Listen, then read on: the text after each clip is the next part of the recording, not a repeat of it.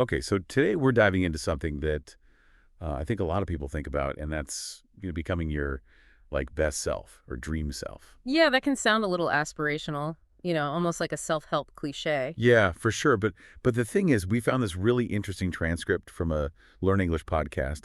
It's called LEP, and the hosts are Gwen and Leo, and they actually have some really down to earth advice about this. Right away, what grabbed me was their starting point. They weren't talking about some like overnight transformation.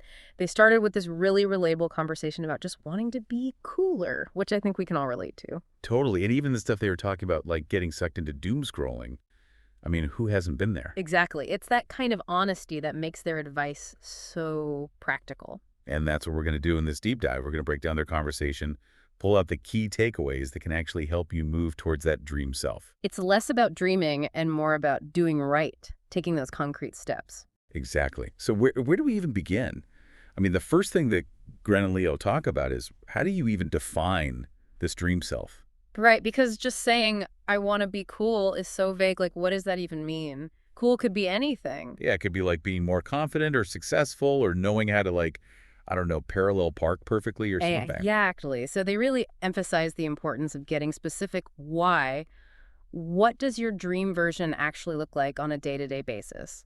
And they even bring up this study by Gail Matthews from 2007 that showed that writing down your goals makes you way more likely to actually achieve them. Which makes sense, right? When you put something in writing, it becomes more of a commitment. So if you're listening to this, I'd say grab a notebook Yeah. or open up a note on your phone Yeah. and start jotting down some specifics. Don't worry about making it perfect at first.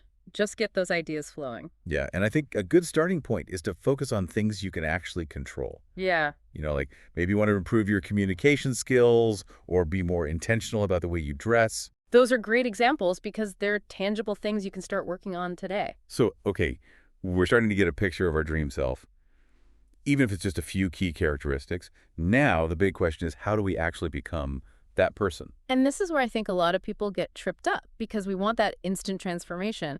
But the reality is it's about building small, consistent habits over time. Yeah, Gwen and Leo actually made fun of this idea of the super ambitious morning routine, Yeah. waking up at 5 a.m., going for a 10-mile run, meditating for an hour. It sounds great in theory, but how sustainable is that for most people? Exactly. So instead, they focus on starting really small, like ridiculously You're small. like, what could you do that's so easy you can't possibly fail? They gave examples like just waking up when your alarm goes off without hitting snooze, or writing one sentence in a journal, or doing 10 minutes of exercise. It's all about those tiny wins that build momentum over time. Yeah, and they even mentioned the book Atomic Habits by James Clear, which talks about how consistency is more important than intensity. Which is kind of counterintuitive, right? We tend to think we need these huge, grand gestures, but it's those small actions repeated day after day that really add up. So true. Now, let's talk about confidence, because I think that's a huge part of becoming your dream self. Absolutely. And in the podcast, Leo even wonders if some people are just born confident. Yeah, is it just something you have or you don't? But Gwen makes a really good point. She says that confidence is actually something you develop through action. It's not some magical quality you're born with. It's a skill you build over time. And they make this really interesting connection to behavioral therapy. Oh, yeah. They talk about how repeated exposure to things that make you anxious can actually help reduce your fear. Like slowly desensitizing yourself to the things that hold you back. They give some really relatable examples, too, like if you get anxious about ordering food at a restaurant, try doing it more often, and eventually it'll feel less scary. Or if you hate speaking up in meetings, challenge yourself to make just one small comment. It's about taking those little steps outside your comfort zone and proving to yourself that you can handle it. And each time you do that, you're building your confidence muscle. Yeah, and then there's the whole issue of failure, which I think terrifies a lot of people. Oh, absolutely. We're all so afraid of messing up. But the podcast actually has a really empowering message about failure. Yeah, they say it's inevitable. Like you can't grow without encountering setbacks along the way. And they even bring up famous examples like J.K. Rowling getting rejected by 12 publishers before Harry Potter got published. Or Elon Musk and all the rockets that exploded before SpaceX finally succeeded. Exactly. It's about reframing failure as a learning opportunity, not a sign of defeat. So instead of saying I failed, try saying I learned something. I love that because it takes the sting out of it. It's about focusing on the progress, not the perfection. Okay, so we're taking action, we're building confidence, and we're not letting fear of failure hold us back. What else did Gwen and Leo talk about? Another big one was the idea of playing to your strength. Oh yeah, this is so important.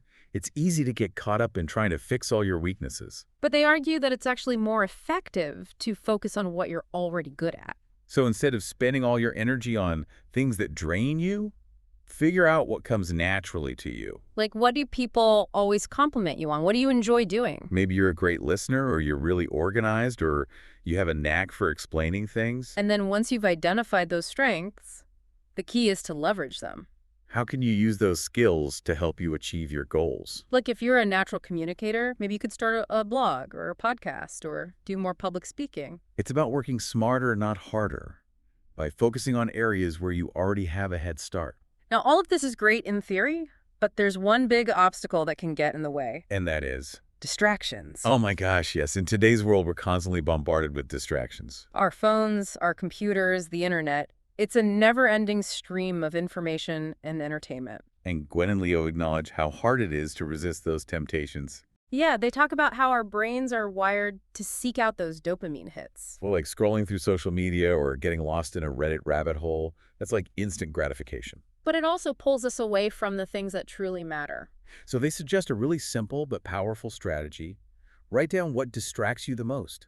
Just the act of acknowledging those distractions can help you start to break free from them. And then it's about making conscious choices about how you spend your time. Like, maybe you decide to turn off notifications on your phone or set specific times for checking email. It's about saying no to the things that don't serve you, so you can say yes to the things that do. And this leads to another really important point that Gwen and Leo discuss: your environment. Yeah, the people you surround yourself with can have a huge impact on your success. They make a distinction between toxic relationships and meh relationships. Toxic relationships are obviously bad for you, but sometimes it's those meh relationships, the ones that aren't necessarily harmful but also aren't supportive, that can hold you back. So they encourage you to be intentional about who you spend your time with. Seek out people who inspire you, who challenge you to grow, who celebrate your successes.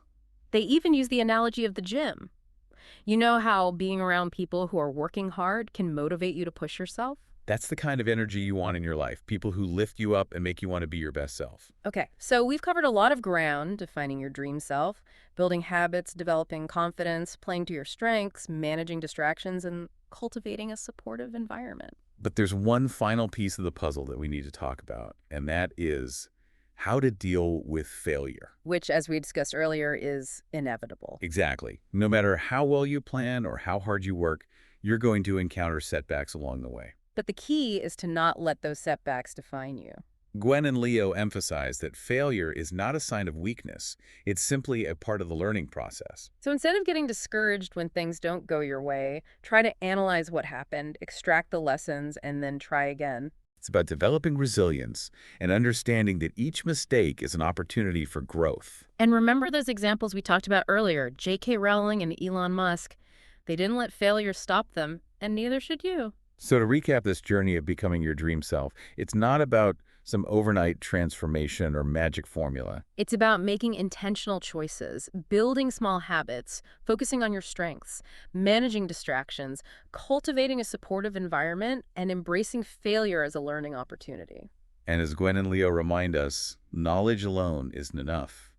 It's about taking action. So if you're listening to this right now, we challenge you to pick just one thing from this deep dive and commit to doing it. Maybe it's writing down your goals or identifying one small habit you can start today, or reaching out to someone who inspires you. Whatever it is, take that first step and keep moving forward. And here's a final thought to leave you with.